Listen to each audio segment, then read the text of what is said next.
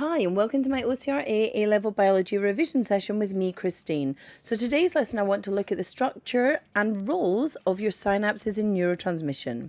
So what is a synapse? A synapse is basically this junction, this gap between two neurons. Now the neurons need to communicate with each other, and we know that an action potential has made its way all the way down the axon of the neuron, and now that information needs to be passed on, and it's passed on through the release of chemicals, and those chemicals are called neurotransmitters.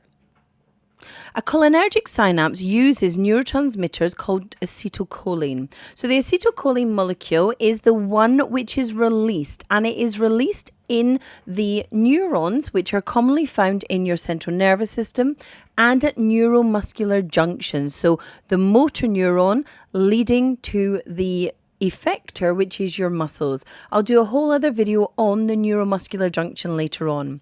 But what we want to do is we want to look at the synapse, and we want to look at the neurons before and after and some distinguishing features. So we have what's known as a presynaptic neuron. Now remember, a neuron is a differentiated cell, therefore we're looking at the same structures, and specifically we want to focus on the membrane. So this is a presynaptic neuron membrane. Now we know, because we can see the myelin sheath, that this is a myelinated neuron, and this neuron in this presynaptic membrane, what we have is we have very specific structures, proteins, voltage-gated calcium channels. So in our presynaptic neuron, we have got these voltage-gated calcium channels. We also have vesicles which contain our neurotransmitter acetylcholine. Now do note that the acetylcholine, you should write it out fully first and then abbreviate it down to capital A, capital C, small h. So ACH is the abbreviation for acetylcholine, and that is our neurotransmitter in these synapses. So what else do we see in our diagram? Well, we can see mitochondrion. So therefore we know aerobic respiration has to be occurring. ATP is required. This is an energy demanding process. And also our smooth endoplasmic reticulum. And that is necessary for the production of acetylcholine. So the endoplasmic reticulum and the mitochondrion, lots of them are found up in the cell body in our neurons. But what we're interested in is what actually happens to cause these vesicles containing acetylcholine to fuse with the membrane and release the acetylcholine.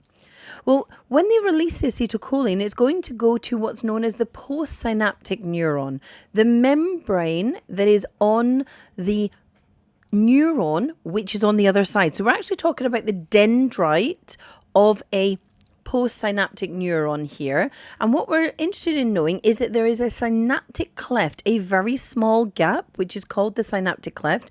It's about 20 to 30 nanometers wide.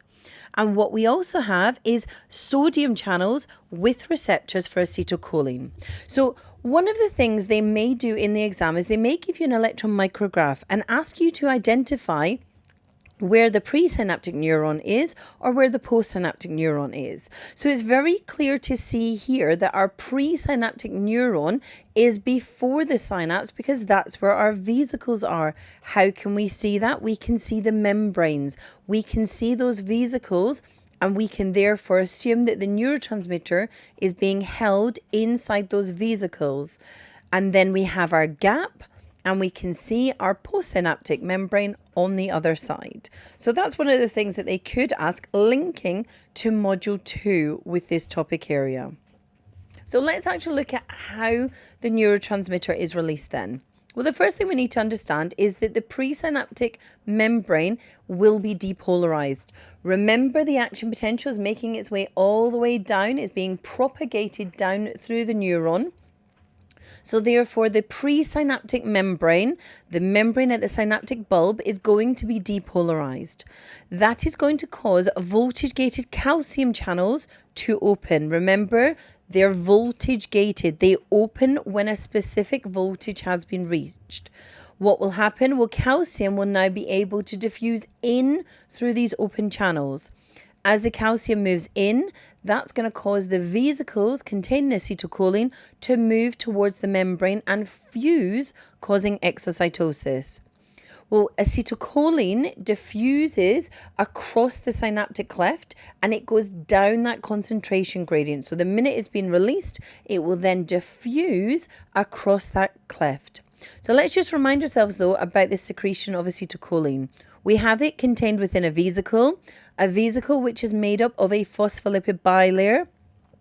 The synaptic bulb membrane has a phospholipid bilayer. So when that moves towards what's going to happen, because it's made of the same substance, they're going to be able to fuse. And when they fuse together, what that then means is the vesicle becomes part of the presynaptic membrane.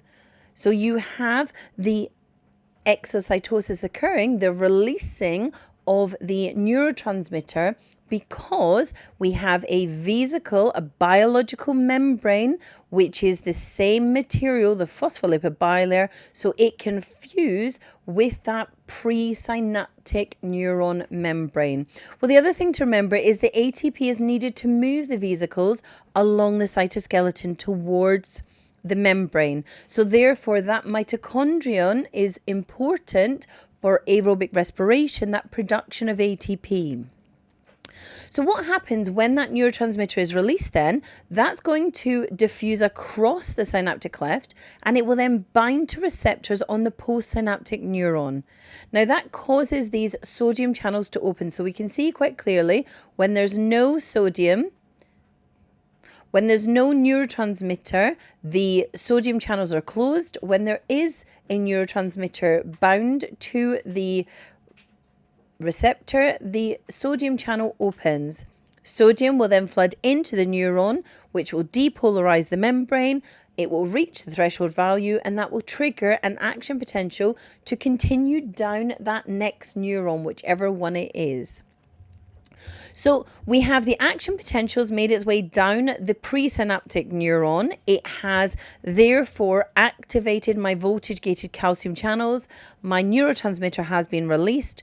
That has bound to the receptors on the postsynaptic membrane, and we have caused an action potential to go in my next neuron, and that will then continue. Well, what will happen is once an action potential has been triggered, an enzyme called acetylcholinesterase is going to hydrolyze the neurotransmitter acetylcholine back into ethanoic acid and choline. Now, you will see lots of different diagrams that talk about acetylcholine and the fact that it breaks it into acetic acid and choline. For your exam, you need to know it as ethanoic acid. So acetylcholinesterase is an enzyme that has an active site which is going to form bonds, interactions with the acetylcholine. And what that will then do is that will put strain on the acetylcholine, lower its activation energy, therefore allowing for it to be broken apart into the products which are ethanoic acid and choline.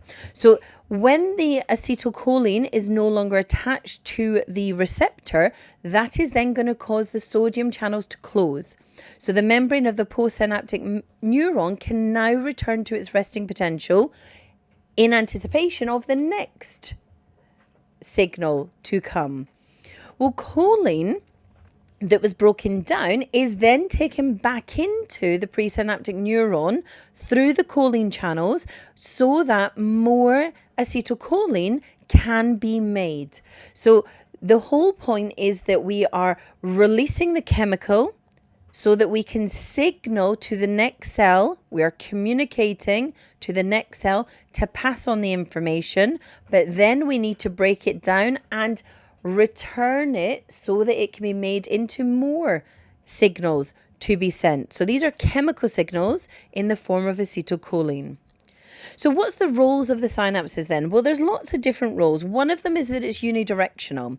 The fact that the presynaptic membrane has the vesicles containing neurotransmitter and that they need to be released and then diffuse across the synaptic cleft shows that it only ever travels in one direction. So the synapse ensures that it's only the postsynaptic membrane that has the receptors, therefore passing on that impulse.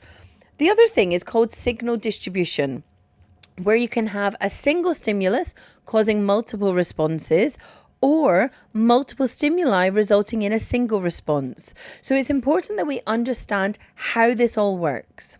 So some presynaptic neurons will actually do what's known as excite that postsynaptic transmission. They will cause depolarization. So if I'm at my resting potential and I excite my postsynaptic transmission, I am going to cause depolarization. We're going to move away from minus 70 millivolts towards the threshold value.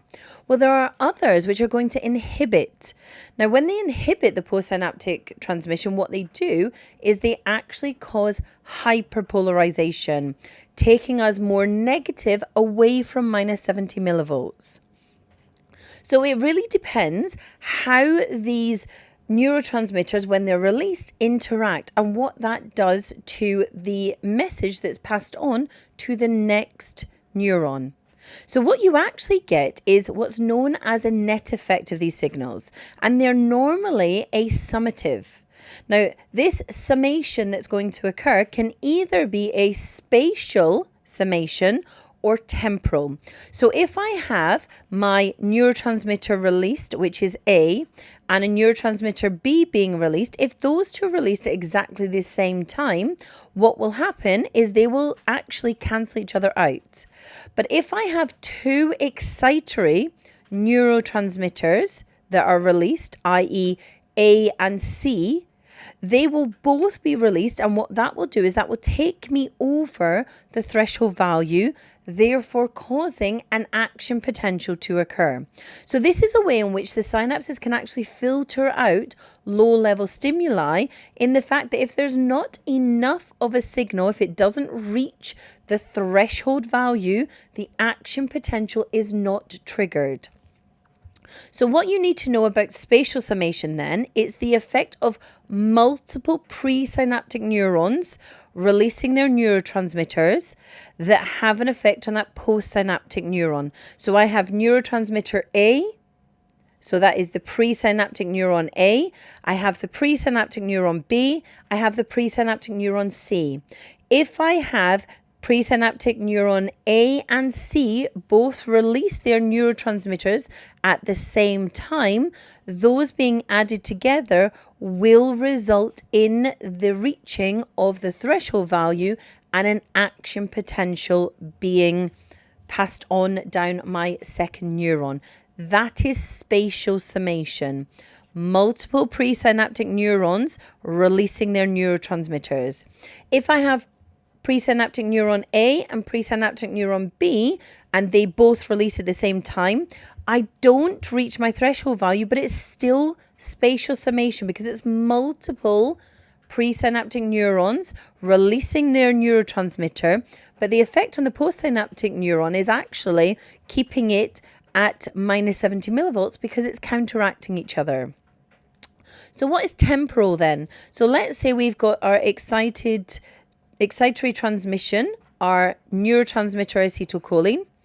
And this time what we've done is we've released the neurotransmitter and then released it very close in succession. So temporal summation is one single presynaptic neuron releasing its neurotransmitter, but at high enough frequency to bring about that postsynaptic neuron up to the threshold value so that an action potential will actually occur.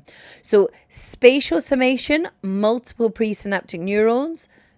Temporal summation, single presynaptic neuron, but high enough frequency of that releasing of the neurotransmitter that results in that threshold value being released. So when we talk about the stimuli, when we talk about that being detected, whether it's a weak stimuli or whether it's a strong stimuli, is to do with the frequency of those action potentials, because an action potential is an all or nothing response. So I hope you've liked this video, and if you have, then please do click on the like button and subscribe to my channel. And if you haven't already done so, do check out my revision platform, www.aiqchat.com.